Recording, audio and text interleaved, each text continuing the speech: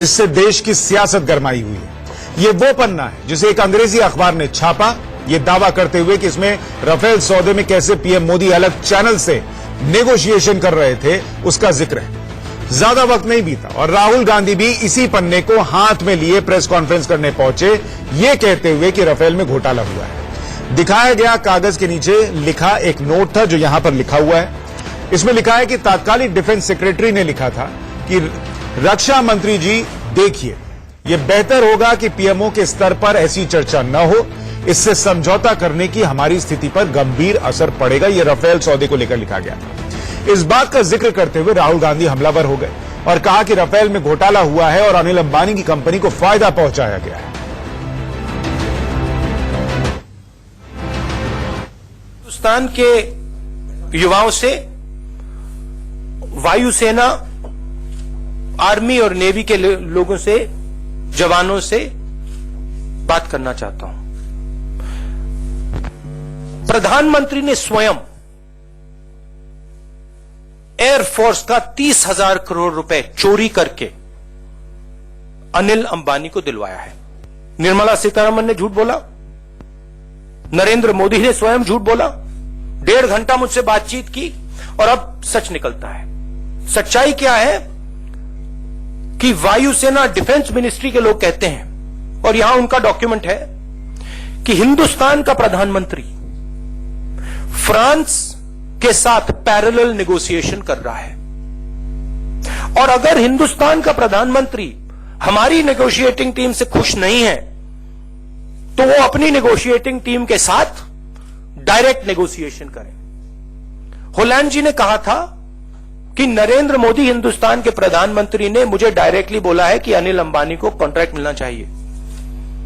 यह बिल्कुल साबित हो गया है, चौकीदार चोर है, और कोई मतलब इससे क्लियर मामला हो ही नहीं सकता है। जब तक खबर यहां तक थी, सवाल सरकार पर थे, लेकिन पूरा मसला तब पलटा जब पता चला कि पन्ना तो आधा अधूरा दिखाया गया। मैं आपको पन्ना खोल कर दिखाता हूं ताकि आपको पता चले कि हुआ क्या और कैसे। मेरे हाथ में अभी भी वही पन्ना है जिसको राहुल गांधी लहरा रहे थे, लेकिन बड़ी सफाई से ये जो नीचे का हिस्सा है, इसे पन्ने में नीचे छपे तात्कालिक रक्षा मंत्री मनोहर पर्रिकर के जवाब को न तो अखबार ने छापा न राहुल गांधी ने बताया, वो यहां पर था। तात्कालिक रक्षा मंत्री ने डिफेंस सेक्रेटरी के नोट पर जवाब देते हुए क्या लिखा था यहां पर, वो आपको बताता हूं। उसमें लिखा कि ऐसा लग रहा है कि प्रधानमंत्री कार्यालय और फ्रांस के राष्ट्रपति का दफ्तर इस रक्षा सौदे की प्रोग्रेस को देख रहे हैं। पैरा 5 में लिखी बातें ओवर रिएक्शन लगती हैं। रक्षा सचिव प्रधानमंत्री कार्यालय के अधिकारी से चर्चा करके मसला सुलझा सकते हैं। यानी आधा सच दिखाया गया, पूरा फसाना बनाया गया और सवाल खड़े किए गए। पूरा सच सामने रखते हुए रक्षा मंत्री निर्मला सीतारमण ने पलटवार किया। Remind you, Madam Speaker, that during my reply on 4th January, I had very clearly pointed out this particular allegation also about the suspected interference by the PMO, and gave a reply even on the 4th January about it, that when periodically PMO inquires about the progress of any work, that cannot be construed as interference. इतना ही नहीं, तात्कालिक रक्षा सचिव जिसका जिक्र है इसमें कि इसमें उन्होंने नोट लिखा, उन्होंने जो नोटिंग दिखाई जा रही है उनकी जिस आपत्ति का जिक्र है वो राफेल की कीमत को लेकर था ही नहीं। इंडिया न्यूज से बातचीत में उन्होंने साफ कहा कि मैंने जो आपत्ति उठाई थी वो राफेल की कीमत को लेकर नहीं थी। जी Mohan Kumar. Hello. Yeah, sir, this is Shalini from NewsX. So you have given interview to ANI that whatever the deal was, it was on the basis of general terms and conditions at Rafale negotiations. No, not at all. Not at all. Negotiation is what? Negotiation will include price and terms and conditions and other things. So, I mean, there will be some terms and conditions. We may like to... Sir, what kind of negotiations it was? What negotiation? It was by a negotiation committee, by the ministry. Okay. So, it was clearly done by them and there was nobody else doing the negotiation. And नहीं पाए। और सवाल यह कि क्या 2019 के लिए Rafale को लेकर सिर्फ सियासत हो रही है, और इतने गंभीर देश की रक्षा से जुड़े मुद्दे पर क्या इस तरीके की सियासत ठीक है? इस पर चर्चा करने के लिए हमारे साथ सैयद जफर इस्लाम है, बीजेपी के प्रवक्ता, आलोक शर्मा कांग्रेस के प्रवक्ता, group captain Sandeep Mehta retired Indian air force defence expert के तौर पर हमारे साथ हैं, air marshal retired B K Pandey defence expert के तौर पर हमारे साथ हैं, और Pathikrit Payne strategic affairs expert भी हमारे साथ थोड़ी देर में जुड़ जाएंगे। आप सभी का बहुत स्वागत है। आलोक शर्मा जी, कांग्रेस बार बार सबूत रखने की बात कहती है और वो चीजें टिकती नहीं, चाहे वो अदालत में हो चाहे कहीं। आज भी जो बात रखी गई वो आधा सच दिखाने जैसा था, और फिर दिन ढलते ढलते ये पता चला कि वो सच कम झूठ ज्यादा था। क्यों? मुझे बताइए झूठ क्या था उसमें? आप जिसको झूठ बता रहे हैं, क्या झूठ था उसमें? उसमें झूठ ये था कि राहुल गांधी ने कहा प्रेस कॉन्फ्रेंस में कि इसमें ये कहा गया है इस नोट में कि अनिल अंबानी को अलग से पीएम ने नेगोशिएट करके 30,000 करोड़ दे दिए। पहला झूठ तो ये कि पूरा ऑफसेट कॉन्ट्रैक्ट 30,000 करोड़ का है, अनिल अंबानी की कंपनी को 10% भी अगर गया तो 3,000 करोड़ से ज्यादा का नहीं है। दूसरा झूठ ये है कि खुद रक्षा सचिव ने इंडिया न्यूज से बातचीत में कहा, 10% का बाइट देते हुए कहा कि इसमें कहीं से भी प्राइस नेगोशिएशन का जिक्र था ही नहीं। ये दो झूठ है। अब आप बताइए। देखिए, मैं आता हूं वापस। ये 10% का जो है कि 10% उसको जाएगा, ये इंडिया न्यूज को कहां से पता चल गया? ये मैं आपको बताता हूं। अब रुकिए, अब फिर रुकिए, आप रुकिए। ये मेरे पास मैंने खोल के रखा है। मुझे पता था आप लोग सवाल पूछते हैं बिना सबूत के, लेकिन मैं सवाल बिना सबूत के नहीं पूछता। ये डसो एविएशन की वेबसाइट है जिसपे डसो एविएशन ने प्रेस रिलीज जारी की है कि हमने जो ज्वाइंट वेंचर किया है रिलायंस के साथ, उससे सिर्फ 10% हिस्सा 36 राफेल डील का जाएगा ऑफसेट कॉन्ट्रैक्ट में। पढ़ के बोलिएगा तो सुना दूंगा। अब आगे बोलिए। अरे सर, 10% कहां से कैलकुलेट कर रहे हैं आप? बिल्कुल किसी भी तरह से उसको जस्टिफाई नहीं कर पाएंगे। रिलायंस ही मेन कंपनी है और कहीं पर परसेंटेज नहीं है। सर, मैं फिर कह रहा हूं आपको, उस पर नहीं जाते हैं, आज के मेन मुद्दे पर आ जाते हैं। राहुल गांधी जी ने जो प्रेस नोटिंग दिखाई और जो इंडिया न्यूज पर चल रही है, क्या वो झूठ है? उसमें क्या लिखा है कि जो पीएमओ पैरेलल नेगोशिएशन कर रहा है उससे हमारी नेगोशिएशन गंभीर रूप से कमजोर हो रही है। कौन सी नेगोशिएशन हो रही थी सर? क्या जोधपुर में खड़ा करना है राफेल को, या रोहतक में खड़ा करना है, दिल्ली या नोएडा खड़ा करना है? ना, मैं आपको बताता हूं, फिर बताता हूं। आप लोग सेलेक्टिव बातें रखकर अपने हिसाब से उसको तोड़ते और मरोड़ते हैं। इसी पन्ने में लिखा है सर क्या नेगोशिएशन हो रहा था। इसी पन्ने में लिखा है आलोक जी, इसी पन्ने में लिखा है। मैं आपको इस चैनल पर बैठकर झूठ तो नहीं बोलने दे सकता सर। राहुल गांधी अपनी प्रेस कॉन्फ्रेंस में बोले, इंडिया न्यूज पर नहीं बोलने दूंगा सर। इसी में लिखा है कि गवर्नमेंट और बैंक गारंटीज इज एडवोकेट और the implementing court of a decision बोल रहे हैं। ठीक है, तो ये जो बातें हो रही थी वो गारंटी को लेकर हो रही थी। कीमत क्या होगी, ऑफसेट किसको जाएगा, उस पर नहीं हो रही थी। सर वापस आऊं? आइए सर वापस आऊं। Air marshal SBP Sinha ji ने IBN 7 न्यूज चैनल को क्लियर कट कहा, मैं न्यूज चैनल का नाम ले रहा हूं, मैं डर नहीं रहा हूं, कि इंडियन नेगोशिएटिंग टीम की जगह पीएमओ डायरेक्टली नेगोशिएट कर रहा था बैंक गारंटी को लेटर ऑफ कंफर्ट में डाइवर्ट करने के लिए। क्या ये सच नहीं है?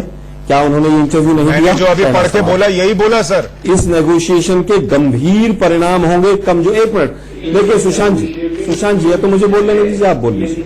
आज पूरे मीडिया ताकत लगा रहा है मोदी साहब को बिल्कुल फेयर एंड लवली लगाने का। नहीं, ये आप लोगों का तरीका है। आपके मन के मुताबिक बात नहीं की तो मीडिया को कोसना शुरू कीजिए। मीडिया वही बता रहा है जो सच है, वो सामने है। मैं शांत बैठ जाता हूं।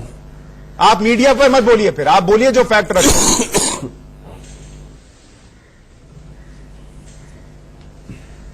मैं वापस आ रहा हूं ना सर, आप बार बार बीच में रोकेंगे तो मुझे भी डिस्टर्बेंस होगी। इसमें कहा गया कि हमारी नेगोशिएशंस गंभीर रूप से कमजोर हो रही हैं, और उसके बाद 50 दिन बाद डिफेंस मिनिस्टर रिप्लाई देते हैं, और रिप्लाई ये देते हैं कि defence secretary, principal secretary PMO से मैटर को रिजॉल्व कर लें और ओवर रिएक्शन ना करें। क्या हो रहा था? क्या पीएमओ वहां पर पैरेलल नेगोशिएशन कर रहा था कि नहीं? हाँ या ना में जवाब दे दीजिए। नहीं। अब मैं क्या आपको फिर पढ़ के negotiation हो रही सुनाता थी, वो हूं। आपको यही नहीं तो पता, आप हमें लोग भी नहीं करते हैं। आप लोग सेलेक्टिव लाइन पढ़कर सर, अगर सुनाते नहीं हैं। था तो ये पहली सारी लाइन नोटिस रक्षा सब मंत्री झूठ ने है, लिखी क्या ये है, सारी नोटिस? पहली लाइन रक्षा नहीं, मंत्री क्या ने ये सारी लिखी है नोटिस झूठ कि है क्या? प्रधानमंत्री कार्यालय और फ्रांस का राष्ट्रपति कार्यालय इस मामले में किस तरीके से मामला आगे बढ़ रहा है इस पर नजर रख रहा है। इसको क्यों नहीं पढ़कर सुनाते? और राहुल गांधी पूरे टाइम ये बोलते रहे कि मनोहर पर्रिकर को तो साइड कर दिया, मनोहर पर्रिकर से तो कोई बात ही नहीं हुई डील में, तो मनोहर पर्रिकर का नोट कहां से आया? सर एक मिनट, सर एक मिनट, सर एक मिनट। डिफेंस सेक्रेटरी का क्या ये सेंटेंस नहीं?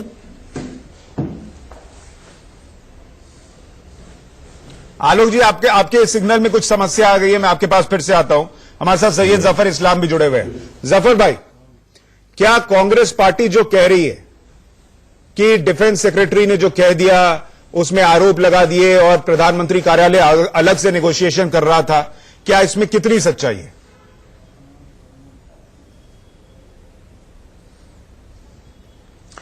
देखिए, दूध का दूध पानी का पानी तो आज सुबह ही हो गया ये। और सबसे पहले इनको क्या भरोसा नहीं? पहले तो ये बताते क्या सर्वोच्च न्यायालय पे इनको भरोसा नहीं है?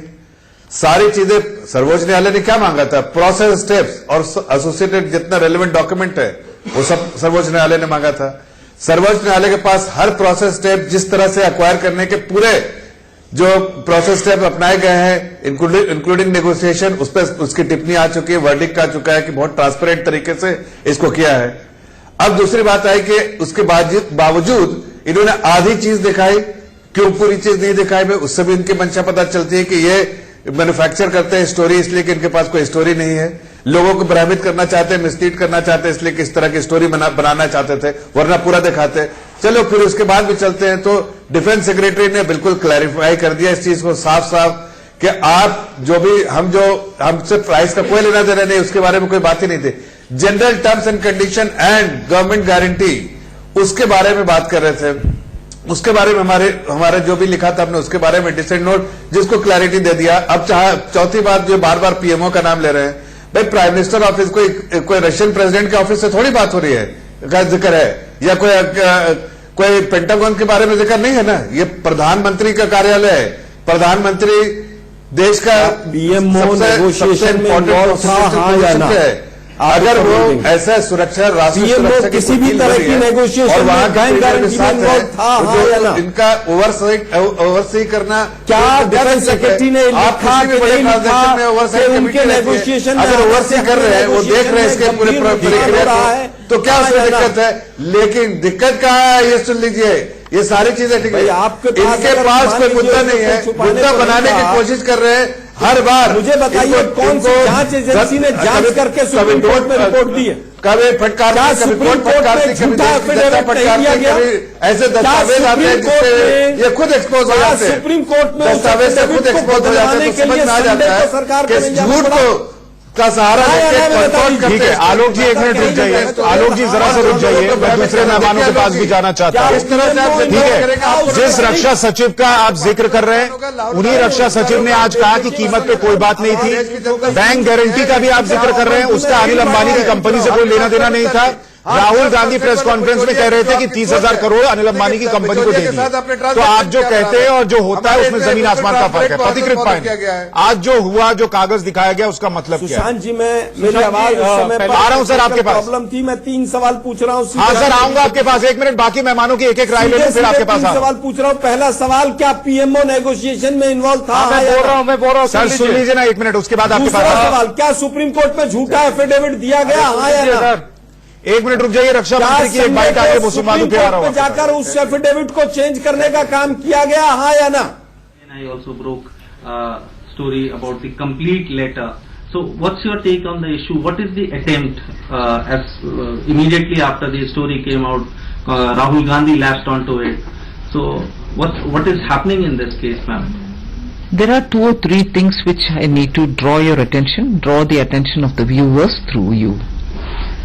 First is the newspaper which published the file notings of that time of the then Defence Secretary did not I do not know whether their source gave them only Adha Adhura or their source gave them the full.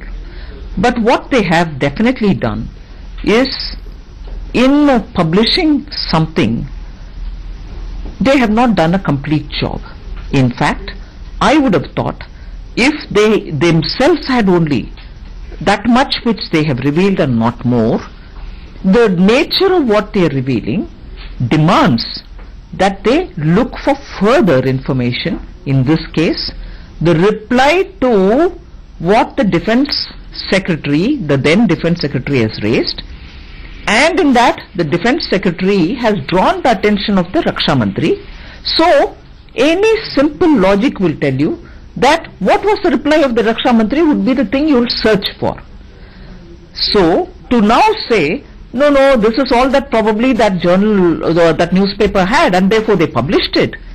Is it not the responsibility of a journalist to search for the next before publishing?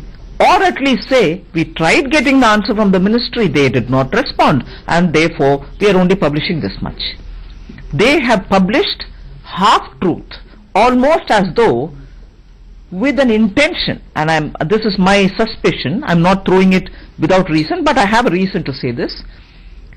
My suspicion is they wanted to create just this doubt in the mind of the reader, and therefore I'll only put this much, but I'll not put the reply.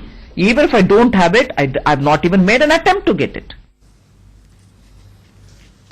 तो रक्षा मंत्री भी सवाल उठा रही है कि मुझे नहीं पता कि अखबार के पास आधी अधूरी जानकारी थी या जानबूझकर सेलेक्टिव जानकारी रखी गई ताकि तात्कालिक रक्षा मंत्री का जवाब लोगों तक न पहुंचे और एक भ्रम की स्थिति पैदा हो। पथिकृत, आप बात पूरी कीजिए। सुशांत जी, पहली चीज तो यह है कि अगर कोई कंपनी या कोई देश अगर बड़ा सौदा करता है तो और देश का जो मुखिया होता है उनका रेस्पॉन्सिबिलिटी होता है यह देखना कि वो सही तरह से हो रहा है कि नहीं, क्योंकि 3 साल से यही रफाल का डील लटक रहा था।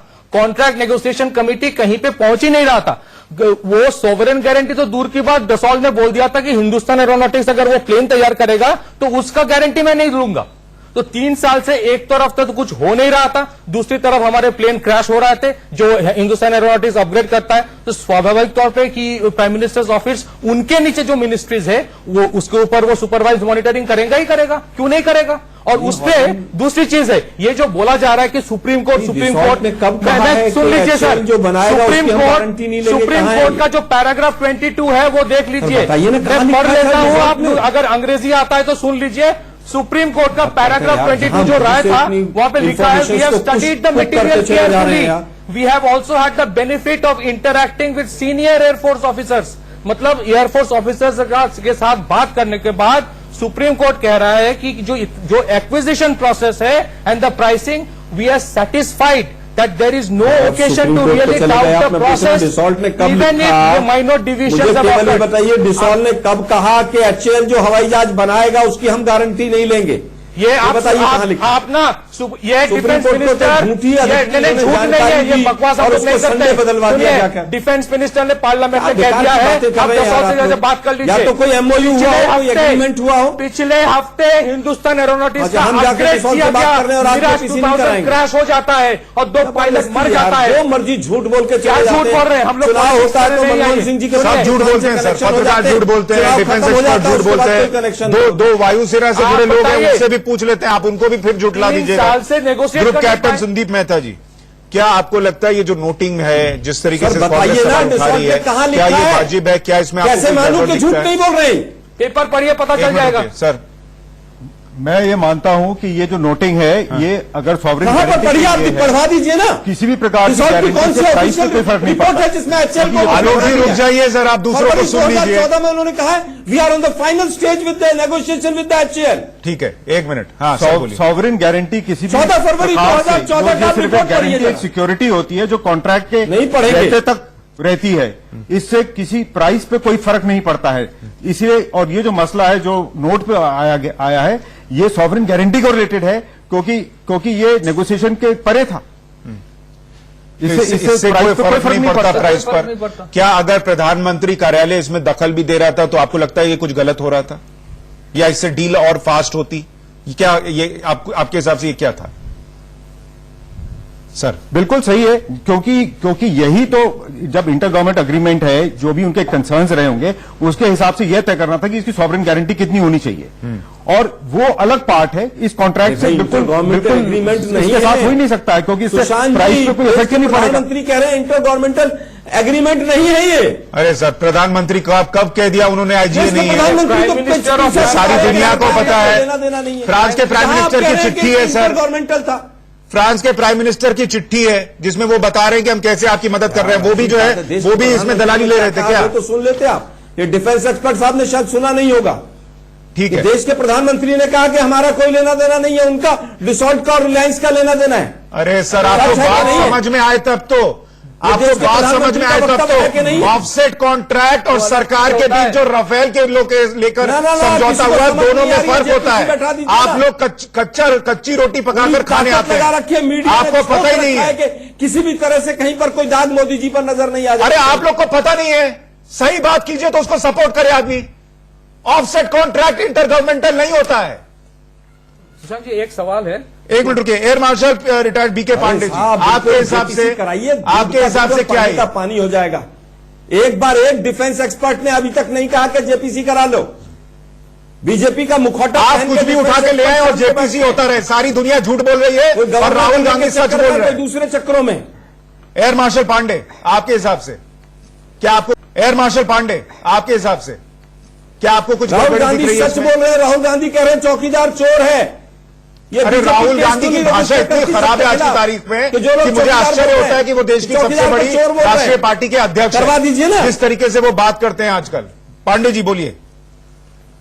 आप देखिए, मैं समझता हूं कि आश्चर्य होगा जरूर, कुछ बिकाऊ पत्रकारों को आश्चर्य होगा जरूर। ठीक है, आपके हिसाब से सब बिकाऊ है, आप ही ठीक बचे हैं। करेंगे, मैं भी व्यक्तिगत करूंगा। ट्रेनिंग सेंटर में भेज दीजिए जहां अच्छे शब्दावली का इस्तेमाल कर सके, अच्छे शब्द। भाई मुझे केवल ये बता दीजिए, आप क्या स्टेटमेंट दे रहे हैं सुशांत जी? आप एंकर हैं बीजेपी के प्रवक्ता, जिसमें उनके अपने मैं देश के जनता का प्रवक्ता हूं। आपको झूठ बोलने नहीं दूंगा, इतना मुझे पता है। आपको झूठ बोलने नहीं दूंगा, मुझे इतना पता है। राहुल गांधी प्रेस कॉन्फ्रेंस करके झूठ बोलते रहे, अपने लोगों से आधी आधी नोटिंग छपवाते रहे, वो काम यहां नहीं होगा इंडिया न्यूज पर। राहुल गांधी पर एयर मार्शल पांडे, आपके हिसाब से क्या इस नोटिंग में आपको कुछ गड़बड़ी दिखती है?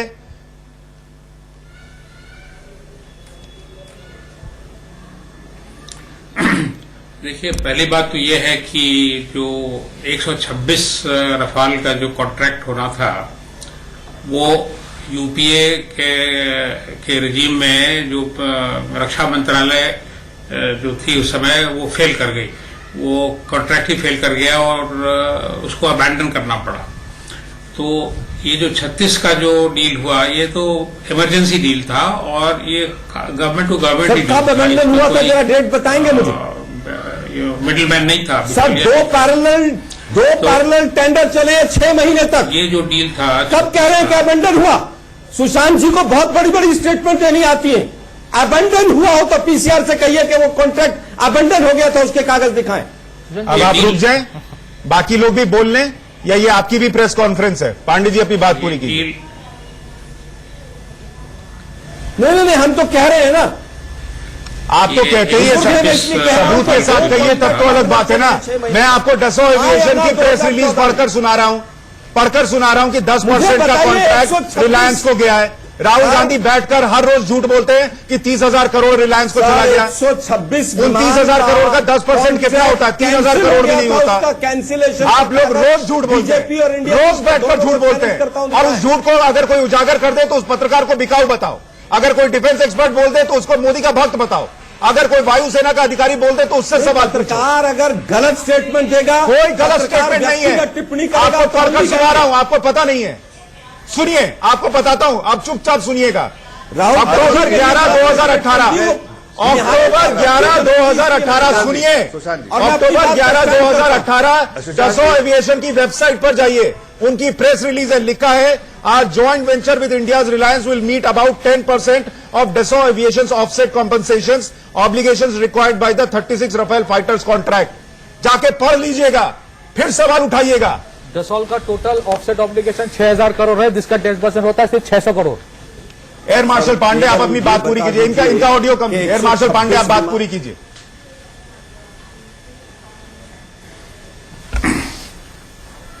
तो मैं कह रहा था कि ये जो 36 हवाई जहाज का जो डील हुआ, ये एक इमरजेंसी डील था जो कि प्राइम मिनिस्टर ने खुद इनिशिएट किया था, और इसमें प्राइम मिनिस्टर ऑफिस लीड में थी, वो आगे थी। और जो हम लोग का ऑर्गेनाइजेशन है उसमें मिनिस्ट्री ऑफ डिफेंस जो है वो प्राइम मिनिस्टर के ऑफिस के नीचे है। इसलिए आप जो लोग कह रहे हैं कि पैरेलल नेगोशिएशन चल रहा था, वो गलत बात है। इसमें पैरेलल नहीं हो सकता। जो प्राइम मिनिस्टर ऑफिस करता है वो सही है, और मिनिस्ट्री ऑफ डिफेंस को उसके पीछे पीछे चलना है। तो इसमें कोई पैरेलल अरेंजमेंट नहीं होता। अब जहां तक सवाल है कि जो ब्यूरोक्रेट्स हैं मिनिस्ट्री ऑफ डिफेंस में, उन्होंने कुछ नोटिंग लिख दी फाइल में, तो इसमें कोई हम कोई स्टेज बात नहीं देख रहे हैं, क्योंकि ब्यूरोक्रेट्स का तो काम ही होता है कि किसी मामले को उसका नेगेटिव पॉजिटिव दोनों एस्पेक्ट पर कमेंट करना है, इसलिए कि ऐसा लगे कि मामला जो है सो अच्छी तरह से जांचा गया है।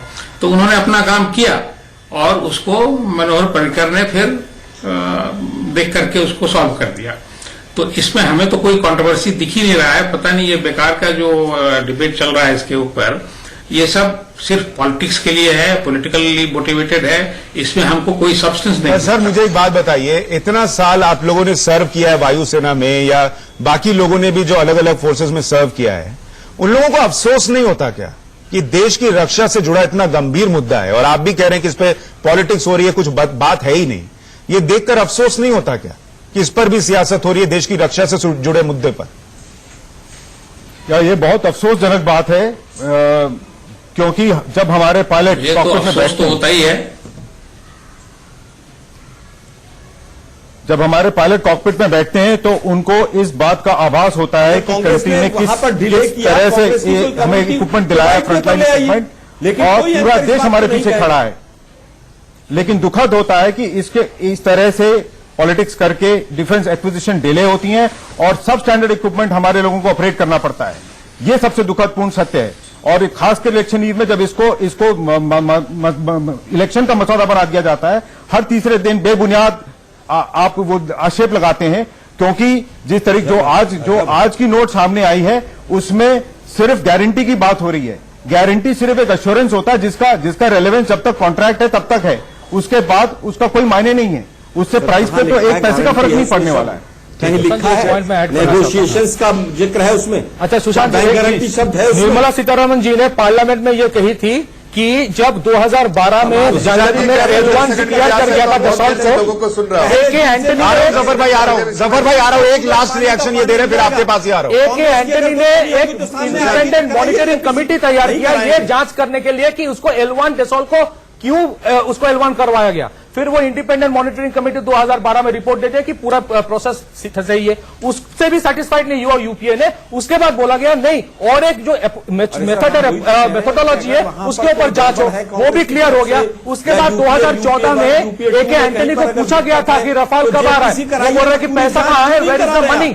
तो UPA was never serious about this deal. क्यों नहीं करवा रहा? सैयद जफर इस्लाम, मुझे ये बताइए, वहां पर कोई दाल में काला नहीं है तो जेपीसी से सरकार क्यों भाग रही है? अरे आप कहेंगे कि जेपीसी सुप्रीम कोर्ट के ऊपर है क्या? ठीक है सैयद जफर इस्लाम, मुझे एक बात बताइए कि इस मामले में सर एक मिनट जफर भाई, ऊपर है जफर भाई, आप सोच सकते, एक मिनट पथिकृत भाई, एक मिनट रुक जाइए। जफर भाई, कायदे से मैं दर्शकों के लिए बता रहा हूं, सुप्रीम कोर्ट, आलोक जी रुक जाइए, फिर रुक जाइए जरा। मैं ये कह रहा हूं, दर्शकों के लिए भी ये बता रहा हूं कि डिफेंस प्रोक्योरमेंट प्रोसीजर ये कहता है कि अगर 300 करोड़ से ऊपर की डील है तो वो इंटर गवर्नमेंटल ही होनी चाहिए, ताकि देश की जो फायदा है या देश के फेवर में चीजें हैं उसको सुनिश्चित किया जा सके लंबे टर्म के लिए, अगर डील हो रही है तो कायदे से तो जो यूपीए नेगोशिएट कर रही थी वो इंटर गवर्नमेंटल होनी चाहिए थे। उनसे भी पूछा जाना चाहिए कि आप कंपनी से डील क्यों कर रहे थे, लेकिन यहां उल्टा है, इंटर गवर्नमेंटल हुआ और उस पर भी सवाल पूछे जा रहे हैं। पत्रकार सच बोले तो उसको बिका बता दो, पथिकृत पाय ने डिफेंस एक्सपर्ट बोले उसको बिका बता दो, वायुसेना के 2 अधिकारी बोले उन पर सवाल खड़े कर दो। इसका अंत कहां है सर जफर भाई? गवर्नमेंट का कोई ये 2019 तक चलेगा लग रहा है। क्या बात कर रहे हैं यार सुशांत जी आप भी? मैं जवाब देता हूं। देखिए पहले की जो डिफेंस प्रोक्योरमेंट पॉलिसी थी उसको हम लोगों ने पूरा चेंज कर दिया कि उसके लिए कि डीपीपी जो बना हुआ था हिस्टोरिकली आप देखिए तो कांग्रेस ने ऐसा डीपीपी बना के रखा था जिसमें बिचौलियों को रख के ये पैसा बना है। और पार्ट्स को भी ऐसा करते थे कि पार्ट्स भी बाहर से आना चाहिए, इंडिजिनसली कुछ नहीं बनना चाहिए, देश में कुछ नहीं होना चाहिए, सब बाहर से आए, इंपोर्ट हो और ये इनके घर में जो है पैसा जो है बनता रहे, कमीशन खाते रहे, बिचौलिया रखे रहे, क्रिश्चियन मामा इस तरह के लोगों को रखे, एंडरसन 108 यहाँ बन बहुत पैसा बनाया, HCL बना रही थी, डीपीपी को लेकिन अब 36 आए और 36 के 36 बाहर से आए। कैपेबिलिटीज को बढ़ाने के लिए हमने कंडीशन लगाए कि नो हाउ टेक्नोलॉजी दोनों सब कुछ हिंदुस्तान में आने चाहिए, इस तरह की कंडीशन हमने लगाई। और क्या क्या कर बताना चाहता हूँ, अभी नीचे चल रहा है सीबीआई के पूर्व इंटरिम डायरेक्टर के घर पे कंपनियों के छापे पड़ रहे हैं, इनको इसकी आप वकालत करते जो हैं। मसला उठाया राहुल गांधी को पहले अब खुद हमारे टाइम में 126 में से 108 यही बारे में और ये पता नहीं कौन सी कंपनी और कौन सा राज चला रहे हैं। उन्होंने तो खुद सरल देश के रक्षा मंत्री और प्रधानमंत्री लेना देना नहीं था। और राहुल गांधी कि हमें उस प्लेटफॉर्म और जहाज के बारे में समझ में गड़बड़ी है, आपको समझ आ नहीं रहा। इंटर गवर्नमेंटल अग्रीमेंट जो रक्षा सौदा था वो था, ऑफसेट कॉन्ट्रैक्ट में सरकार का लेना देना नहीं है। आपको ये बात समझ में नहीं आ रही, आप डिबेट में आके बैठे हैं और आप दर्शकों को भरोसा है कि नहीं, यही काम राहुल गांधी करते हैं। भरोसा है सर्वोच्च न्यायालय पे भरोसा है या सिर्फ गांधी परिवार पे भरोसा है जो देश को लूट रहे हैं? सुशांत सोनिया जो है सोनिया समझ के देश को लूटे जा रहे हैं, वही समझ के आप उसी पे भरोसा है क्या? सर मैं अपना माथा पीट लूंगा, मुझे लग रहा है। मैं कह रहा हूं कि इंटर गवर्नमेंटल डील है, के खिलाफ चार्जशीट थी, इंटर गवर्नमेंटल डील है, बहुत सारी डिबेट, ऑफसेट कॉन्ट्रैक्ट में सरकार का दखल नहीं होता, प्रोक्योरमेंट प्रोसीजर में लिखा है। सर मैं कैसे समझाऊं, मुझे समझ में नहीं आ रहा। नहीं सुशांत जी आप जरा बता दीजिए, आप समझा सकते हैं तो समझा है या नहीं? जो आप बार बार कह रहे हैं, अरे आप सुन लीजिए, समझ लीजिए, मैं नहीं समझा पा रहा, मैं नाकाबिल हूं, आप इनसे समझ लीजिए। डीपीपी के ऑफसेट क्लॉज बड़े क्लियर हैं, सिर्फ जहां पे स्ट्रेटेजिक पार्टनर होता है, जहां पे इंडिया में मैन्युफैक्चर होने की बात होती है, वहां पे 51% जो है उसका ऑफसेट जो इंडियन पार्टनर है उसका कंपनी में उसका भाग होना चाहिए 51%। लेकिन क्योंकि इंडिया में मैन्युफैक्चर नहीं हो रहा है, फ्लाईअवे कंडीशन में आ रहा है, तो ऑफसेट पार्टनर जो सेलेक्ट कर रहे हैं फॉर द वैल्यू, वो दासू का प्रोरोगेटिव है, वो मॉनिटर करेगी एमओडी, मॉनिटर होगी, कमिटी द्वारा मॉनिटर होगा कि ऑफसेट। इतने गंभीर मुद्दे पर राहुल गांधी कुछ भी बोलते हैं और उनके प्रवक्ता बिना पढ़े बिना समझे आकर और वो बात नेशनल टेलीविजन पर बोलते हैं, इससे नुकसान सबका है, देश का भी है और वायुसेना का भी है। ऐसी बात बिना पढ़े बोल दी, जरा सुशांत जी बताएं। आपको तो अभी तक समझ ही में नहीं आ रहा, यहाँ न्यूज चला देते हैं बगैर सुने। बिना मेहता जी ने भी आपको समझा दिया, आपको अभी तक समझ में नहीं आया कि आप बोल क्या रहे हैं। आप वापस जाइएगा और शो को देखिएगा, फिर आपको समझ में आएगा क्या बोल रहे हैं और क्या समझाया जा रहा है। पृथ्वी पर आपको समझ ही नहीं आ रहा आप क्या बोल रहे हैं। थोड़ा ना बिल्कुल नहीं समझ आ रहा सर। 4 सवाल पूछे, एक का उत्तर नहीं मिला। थोड़ा आप ही बता दीजिए इंटर गवर्नमेंटल है कि नहीं, आया ना? आप परेशान क्यों हो रहे हैं सर? अब कह दीजिए कि आपकी मुखिया स्टोरी बनाने की कोशिश करते हैं, फेल हो जाते हैं, कह दीजिए। इसलिए हो रहा है कि स्टोरी में कोई दम नहीं था, एंकर स्टेटमेंट आधी अधूरी बात दिखा रहे थे आप। अरे कह दीजिए, क्या फर्क पड़ता है? एयर मार्शल पांडे आप हकीकत को तो नहीं झूठा पाएंगे। एक और स्टोरी चला रहे थे एयर मार्शल पांडे, देश का तो सबसे पहले सवाल ये होता है कि एयर मार्शल पांडे सरकार की 10 साल तक क्यों नहीं किया? सर मसाला नहीं, उसको पत्रकारिता कहते हैं, आपको समझ में नहीं आएगा। राहुल गांधी की तरह झूठा आधा अधूरा पेपर मोड़ कर नहीं लहराते हम लोग, पेपर मोड़ कर नहीं लहराते हैं, जो करते हैं वो लेकर आते हैं। पूरा पेपर है, वैसे पत्रकार नहीं है। ये कहता है कि पीएमओ इन्वॉल्व, ये ऐसे मोड़ के नहीं छापते हैं, मोड़ के नहीं छापते हैं सर, पूरा छापते हैं, चोरी करवाई है, पूरा छापते हैं। मैं कह रहा हूं और पूरा देश कह रहा है कि चौकीदार चोर है। आप कहते रहिए, केस दर्ज करता सबके खिलाफ, कहते रहिए, मुझे उससे फर्क नहीं पड़ता। आप जो कह रहे हैं आप कहते रहिए, मेरा काम है फैक्ट बताना, मैं बताता रहूंगा और आपको टेलीविजन पे बैठ के झूठ नहीं बोलने दूंगा। आप बोलते रहिए, नहीं बोलने दूंगा झूठ। और पहले पढ़ के आइए, आपको पता ही नहीं आप बोल क्या रहे हैं, जाके शो देखिएगा। इंटर गवर्नमेंटल एग्रीमेंट और ऑफसेट कॉन्ट्रैक्ट क्या होता है इसको समझिए किसी के साथ बैठकर, फिर आइएगा। इस लेवल तक पहुंच जाते हैं, आपको यही नहीं पता 10 मिनट पहले क्या कहा आपने। एयर मार्शल पांडे, मुझे ये बताइए कि इस पूरे मामले में ये जो सियासत हुई है, क्या इससे वायुसेना को भी नुकसान होगा क्या, या हो रहा है क्या?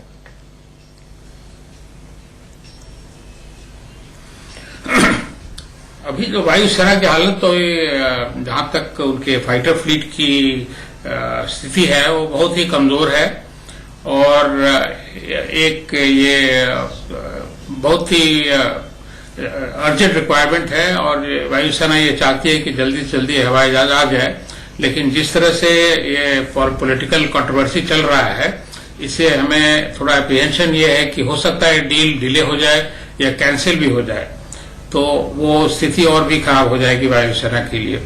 और अभी जो इसका आगे का जो स्टेप है 114 हवाई जहाज खरीदने का, वो अभी शुरू हुआ है और उसमें पता नहीं 10 साल तक लग सकता है, इसलिए ओवरऑल वायुसेना की हालत अभी ठीक नहीं है। जफर भाई, क्या इस बात का संकट है कि 2019 में अगर सरकार बदली तो ये डील कैंसिल भी हो सकती है क्या?